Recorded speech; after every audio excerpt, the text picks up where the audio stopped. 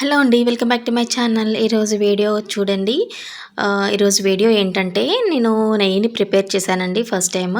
నెయ్యిని వచ్చేసి ఇలా నేను మీగడని కలెక్ట్ చేసుకున్నాను. 1 మంత్ నుంచి మీగడ కలెక్ట్ చేసేసుకొని పెరుగు మీద మీగడండి అది తీసేసుకొని మిక్సీ వేసేసుకున్నాను. మిక్సీ వేసుకున్న తర్వాత చూస్తున్నారు కదా, ఇలా మీగడంతా వెన్నంతా పైకి వచ్చేసిందండి. ఈ వెన్నని మనము వాటర్ లేకుండా తీసేసి పక్కన పెట్టేసుకోవాలి ఒక గిన్నెలో.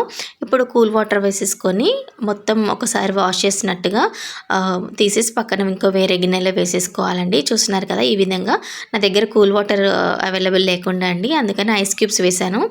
వేసి ఇలా వాష్ చేసేసి తీసి వేరే గిన్నెలో వేసేసుకొని స్టవ్ ఆన్ చేసేసుకొని సిమ్లో పెట్టుకోవాలండి. సిమ్లో పెట్టేసుకొని మనం కలుపుతూ ఉండాలండి. నెయ్యిని మాడకుండా సిమ్లో పెట్టేసుకొని వేడి చేసుకోవాలి. చూస్తున్నారు కదా, ఇలా వచ్చింది కదండి. ఫస్ట్ స్టేజ్ అండి ఇది నెయ్యి. ఇలా వచ్చిన తర్వాత నెక్స్ట్ సెకండ్ స్టేజ్ చూడండి, నెయ్యి కొంచెం సపరేట్ అయిపోతుంది. చూస్తున్నారు కదా, ఎంత బాగా కనిపిస్తుంది నెయ్యి క్లియర్గా. నాకైతే ఈ నెయ్యిని చూడగానే చాలా హ్యాపీ అనిపించిందండి. ఫస్ట్ టైం నేను ప్రిపేర్ చేశాను. ఓకేనా, లాస్ట్ ఫైనల్ చూడండి, నెయ్యి బాగా వచ్చేసింది, రెడీ అయిపోయింది. అండ్ మెంతులు కరివేపాకు వేసుకున్నాను. కొంతమంది తమలపాకు కూడా వేస్తారండి.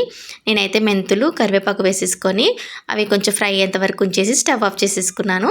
ఇక చల్లారకు వచ్చేసి ఒక ప్లాస్టిక్ దాంట్లో వేసేసుకున్నానండి. ఒక 1/2 kg వచ్చింది నెయ్యి అయితే. 1/2 kg వచ్చిందండి. చూస్తున్నారు కదా ఎంత బాగుందో, కలర్ కూడా బాగా వచ్చిందండి.